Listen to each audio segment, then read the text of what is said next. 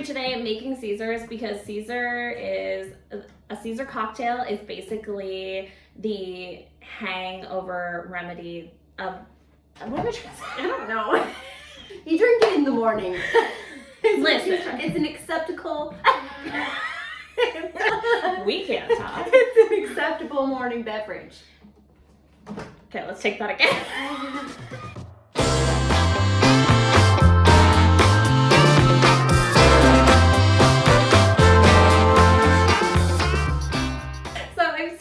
To be making Caesars today. If you are watching from Canada, you obviously know that this is basically our national beverage. If you are watching from anywhere else in the world, you need to find out about this because it is. And it's a Bloody Mary, I think. In the US, they call it a Bloody Mary. Yeah, and they don't have Clamato. Weirdly, Clamato is made in the US, but they don't really drink them. What a fun fact. So yeah, if you don't know, Clamato is the bomb. So listen, we're coming at you today making Caesars in our comfies. We got our sweats on, feeling cozy. There's basically the two main places that you are drinking a Caesar cocktail. One, on a dock somewhere in a northern cottage country lake. Two, a hangover. And we're gonna show you how to make a classic Caesar the way we like it. So I would start this off by getting yourself a little lidge. I would start this off by getting yourself a wedge of lemon. I didn't even know where you're going with that myself. Just right around. And let me say, this is a step most people forget because they're so pumped about the Caesar. And then by the time you put the ice in, it's too late. Touche. You start the ice, you start mixing things up, and you're like, the rimmer. Yeah. This is basically celery-salt with a mixture of different spices. And is that what rimmer is? Yeah, celery-salt. Put that in there. Take your... Mix it up. Okay, so once you have your cup rimmed, you add some ice. We're gonna start it off with a little bit of vodka. Today we are just using an absolute plain vodka. Some people like to spice it up with the different types of flavored vodka. There's like a peppery vodka that sometimes people like to throw that in there. Bacon infused vodka. Okay, so in my opinion, this is what makes a Caesar. I will give you $1 million if you can say what this is called. Okay. Worcestershire sauce. Do it? I don't know. Worcestershire. Worcestershire. Worcestershire. Yeah, is that a silent C? Maybe you have to say it fast, like Worcestershire. Worcestershire sauce. Some curry, and I love Worcestershire sauce. I'm wheezing. So listen. I don't know, whatever you call it, get yourself some of this because you are not making yourself a Caesar without this. So just a couple of dashes. And to be honest, we don't measure shit around. No. And then I do a little cracked pepper to taste. I mean, I will say this, that the Clamato itself is quite salty. Also, the rimmer is salty. But if you still want to kick it up a notch, you might just want like a little. Yeah, for sure. If you would like to add Tabasco at this time or your favorite kind of hot sauce, some people even get wild and put a little BBQ in there. Oh my god, you just wait. At this point, if you want to put in a little Tabasco, go ahead. If you're a monster, you might put in horseradish. I love horseradish. At this point in the procedure, squeeze a little bit more of the lemon in there and like a little lemon flavor. Then we're gonna do Clamato. I'm gonna tell you what, I've been drinking Caesars a long time because this used to be a fan favorite in my family, and when I was young, I used to fix myself up virgin Caesars. Like when everyone else was like, we're gonna have a couple cocktails, I was like, you're not leaving me out, and that's obviously how I turned out the way I did. I think I just had a breakthrough. Oh, I'll call my therapist tomorrow. And then you just top it up with some Clamato, milady. Question. Straw or no straw? Because straw, then you're just licking the rim. Yeah, I like to lick the rim. classic garnish would be a celery stalk, which I always really appreciate. But what I enjoy more than that, in fact, that celery I do appreciate a celery stick. But these extreme, Matt and Steve's extreme bean, nothing compares. Nothing. So just go ahead. I feel like a normal person would just put one in there. I probably put like 6 or 7 in there because I like a little snack with the Caesar. Also really good, a nice dill pickle. Sometimes even splash a little of the dill pickle juice in there. Good, that's good. This is essentially how I would make my own Caesar. I love it because it's versatile.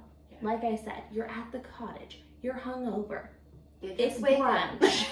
Literally, when I find out that people don't drink Caesars, I'm like, but what do you drink for breakfast? Yeah, and straight to the vodka.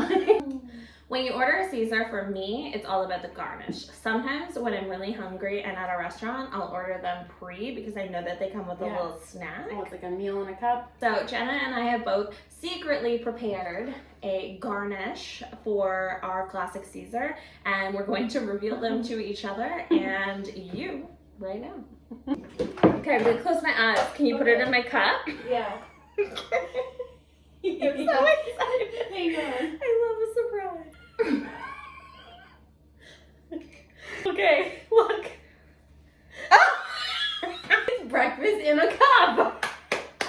Turkey bacon. You got a little teeny tiny quiche, some breakfast sausage, some Cheerios, a soggy chocolate chip, a waffle. Look at this thing. Oh my goodness. I'm obsessed. I'm literally I even obsessed. toasted it. What is this in here? Oh, that's turkey A bacon. quiche? It's a quiche.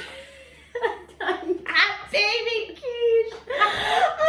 All right, are you ready? I'm so ready. Don't be. I'm not. Promise? Promise. I want to bring this moment for myself. Open your eyes. Whoa! What is this? Is that a grilled cheese? Look at all those toothpicks. I felt like it was a team building activity when they give you like the marshmallows and a bunch of toothpicks and then like it's stretch. A masterpiece. A hard-boiled egg dipped in paprika and cracked black pepper, a cherry tomato, a pickled bean, a delicious pickle. We got some dried salami garnish going on back here, a lemon and a lime, depending on your flavor. This is a grilled cheese on a cranberry pumpkin seed bread. That is something. I really like that we took it in 2 different directions. For breakfast, for lunch. So really, however you like to enjoy your classic Caesar, in my opinion, I think you always need to take it just a little too far with the garnish. Yeah, just be extra. Wow. All right, Jenna, take it away. Okay. What are you fixing up for us? We are fixing up a whiskey A whiskey. barbecue Caesar. I Okay. have it at a place called Dr. J's in Peterborough. It's like a smokehouse. Ooh. Shout out. It's so good. Everybody go. Use.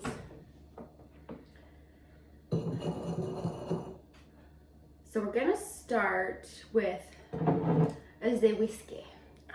I'm so nervous about this. I know. You've only ever tried it at the restaurant. You haven't tried it making it yourself. Yeah, and you know what? It might have been vodka at the restaurant. So we'll just do a little shotty shot. That's correct. More or that's fine? Well, I mean, they're not equal. No, I think it's perfect. I think it's absolutely perfect. Well, don't worry, the barbecue probably cuts the whiskey. There's probably like some science behind it. So yeah, do that. Definitely. That statement was 100% backed by science.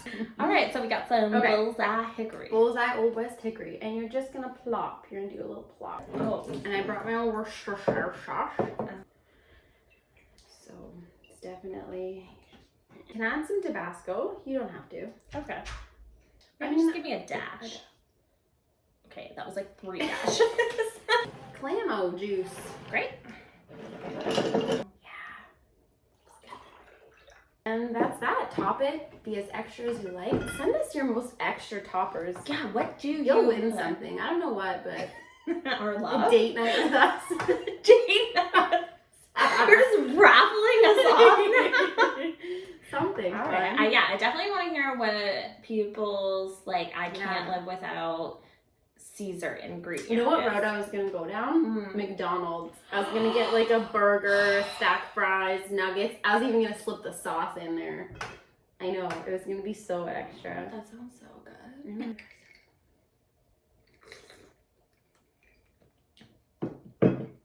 That's good. It's a little strong. No, you put in way more bourbon than that. Everything is good. Ooh, doggy. Yeah. Yours got some kick. Mine's good. I'm digging it. Oh, good, right? So the barbecue sauce that they use at Dr. J's is like a homemade. It must be homemade. But it's like a chunky, like almost like a chunky sort of. So there's like bits of sweetness that you get up your straw. What do you mean? I feel like that's not real. I feel like someone was having an off day and they're going to see this and be like, that person is fired because it shouldn't have been chunky. No, it's like a... I don't know. I'm afraid for you. Dr. J's at us right now. I need to know what was in her drink. Yes, it's so good. I really like this. I think that the barbecue and the bourbon, if you're not too heavy-handed on the bourbon, something magical is happening here. Science. Wow. I'm so pumped for you right now. You want more of mine? Yeah. Mine's really better than yours. I know. That. Highly recommend. I think you knocked this one out of the park. I'm impressed. Thank you. So pumped. Girl.